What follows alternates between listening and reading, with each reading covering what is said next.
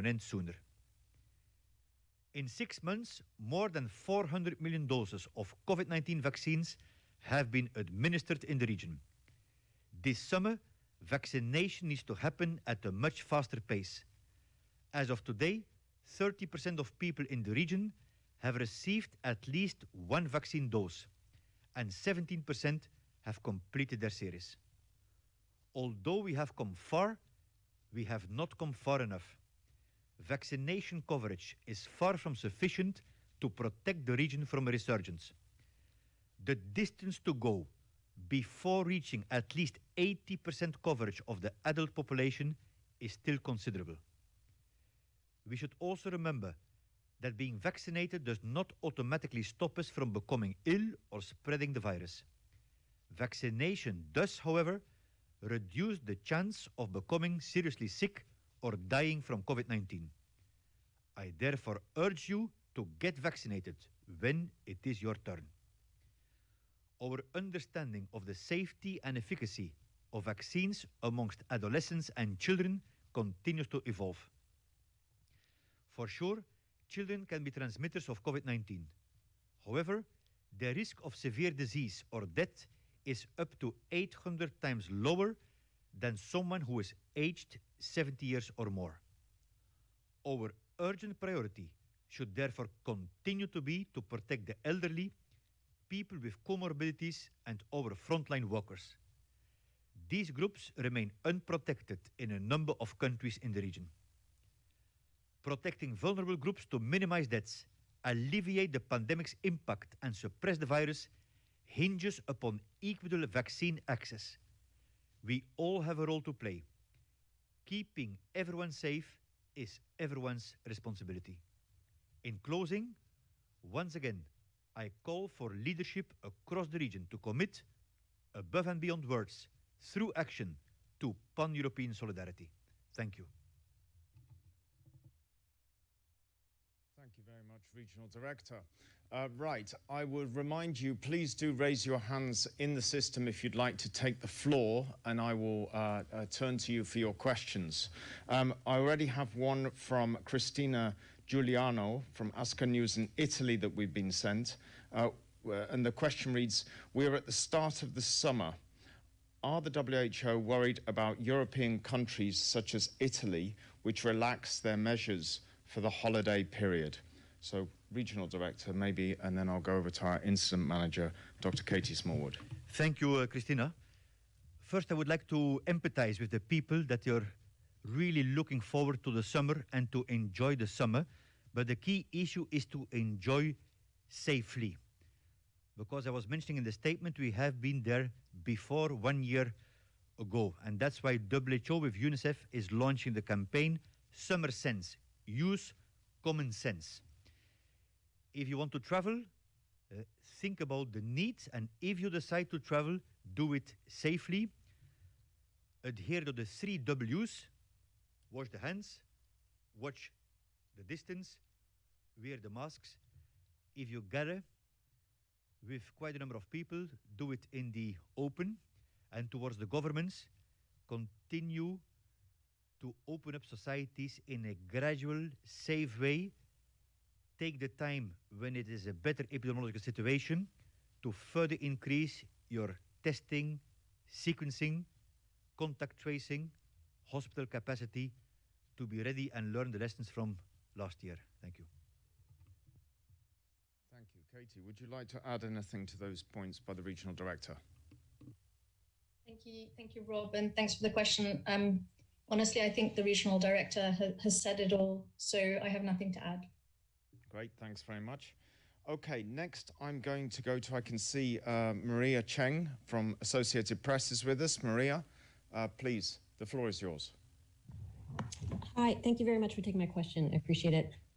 I have a question about U.S. President Biden's announcement yesterday that the U.S. will purchase 500 million doses of the Pfizer-BioNTech vaccine, of which 200 million will hopefully be given to countries through COVAX later this year and the rest next year. I wondered if Dr. Kluge could comment on how significant that is and how far does that go to addressing the vaccine equity issues that you've talked about previously, Would you rather see countries donate vaccines now? Could you just put this in perspective? Thanks. Thanks, Maria. It's a very important announcement indeed. 500 million vaccine doses to COVAX to distribute to 100 countries. Let's remind what our WHO Director General, Dr. Tedros, mentioned recently, that we need about 10% of the population of all countries covered by September and 30% of the population of all countries by December this year. For September, this would mean 250 million doses extra, but particularly in June and July. So to answer your question, we need indeed the doses now. It's not only a matter of money, but the actual vaccine doses. So we welcome this very much.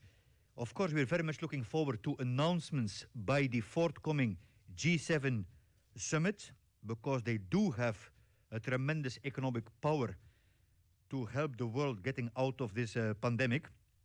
But at the same time, we need to look for long-term sustainable solutions to fully fund the COVAX advance market commitment, and as we discussed a number of times, to really drastically scale up the vaccine production. But of course, it's very hopeful. Thank you.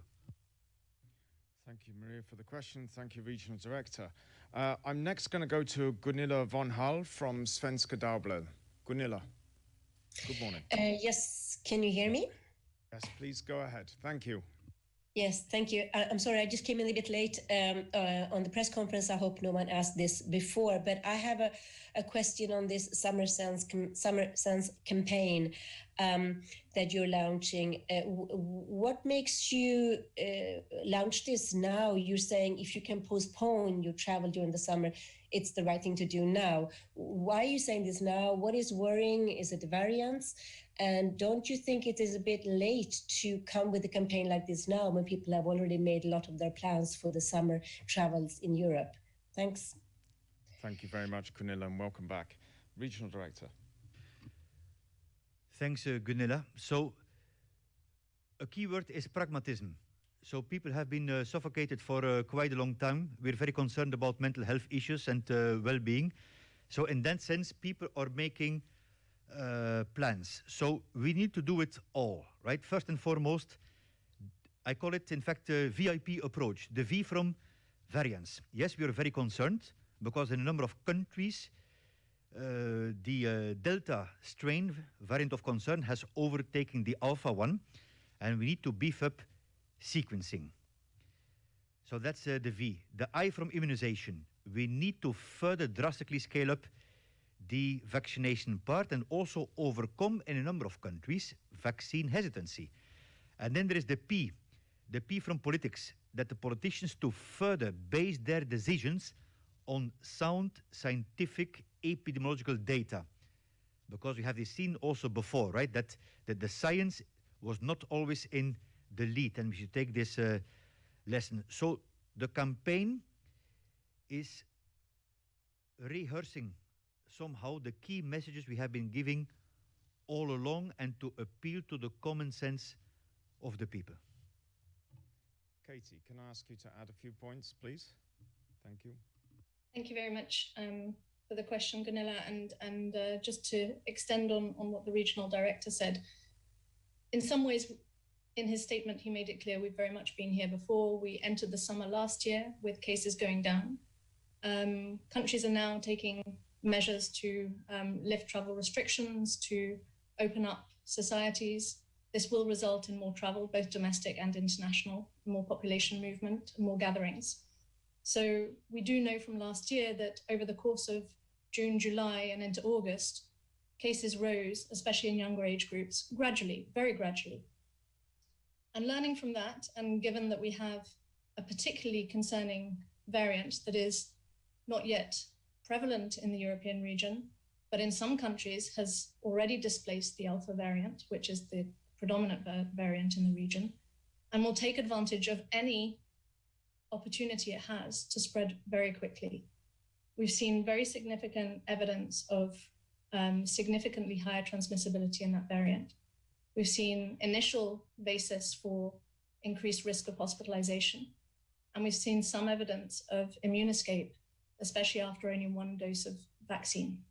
So in the current situation, our assessment is that this does pose a significant risk in the current context in terms of community transmission and in the context of the significant variation in the uptake of vaccines among over 65s and vulnerable groups. So we do see a risk of a resurgence of cases, and that's where the Summer Sense campaign comes now as people are taking decisions. They still are, because people have delayed decision-making to wait for what rules governments put in place. And it's our opportunity now to reach out to communities and rely on the common sense of people to make good risk-based decisions and personal choices. At this moment, 18 months in, a community-led response to COVID-19 and the pandemic is just as important as the decisions that governments take. So we really will rely on those decision-making over the coming months. And given that we're at this stage now, we feel the need to re-emphasize and provide information and tools to people as they're making those decisions and taking their own decisions based on their own personal risks. Thank you very much. Thank you, Katie. Siddhartha, would you like to give us something from the vaccination aspect? The regional director referred to vaccination, but also vaccine hesitancy. Could I ask you to chime in here? Thank you. Thank you, Rob. Thank you, Gunilla, for that question. And I think in continuing where Katie left, and I think if you, as we see since last year, our WHO's advice had always been around, the gatherings and how people can avoid as much as they can. But vaccination, understanding of vaccines, effect of vaccines on variants, and the increase in vaccination uptake has been a phenomenon that WHO has been following very closely. These all knowledge also played a big role in ensuring that this advice or the suggestion to the community in general is apt at this point of time. More and more vaccines are becoming available, and this is also providing that additional tool in our toolkit to bring an end to this pandemic. While vaccination has been talked about in a community, it's also important that these messages around do it all, as you have heard from the regional director, is making real good sense now to put it back up in the discussion. And I think bringing in the issues around people's perception around the vaccine and ensuring that the community understands that vaccine is important. We have heard from the regional director in his initial address that when opportunity comes, people need to come forward to get the vaccines. People's perception need to be addressed while ensuring that the vaccination uptake goes high. So I think this is an apt moment to bring all these components together in one campaign. Thank you.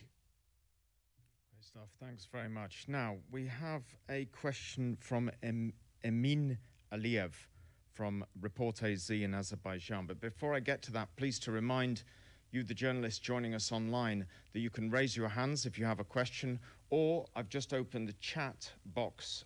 Also, we've now got access to that. If you have a question, please do type your question into the chat box, and I'll see it here and read it out in case you can't raise your hand in the system. So to Amin's question from Azerbaijan, latest reports say that you will visit, and this is to the regional director, latest reports say that you will visit Azerbaijan as part of your regional trip. Could you please share with us the exact dates of your trip to Azerbaijan? Will there be any meetings in the country? And if yes, who are you going to meet with? What topics are going to be discussed here? Regional director. Absolutely, Emin. Recently, we had the video conference, Dr. Tedros and me, with the president, the head of state of Azerbaijan, who welcomed me very much to the country. So I'm very much looking forward.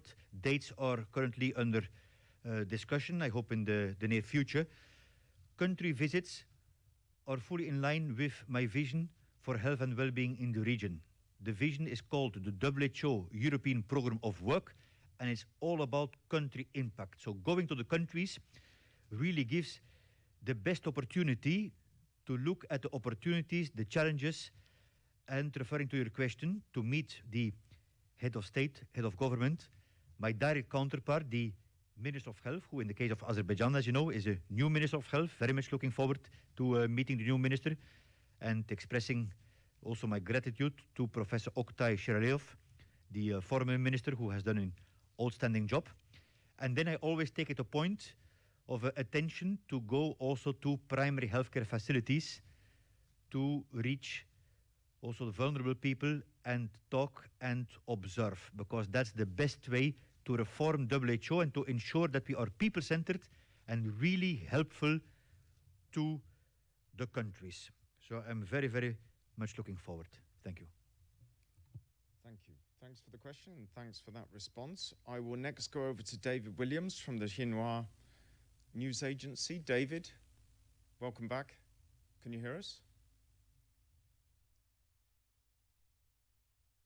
David, I can see your hand is raised.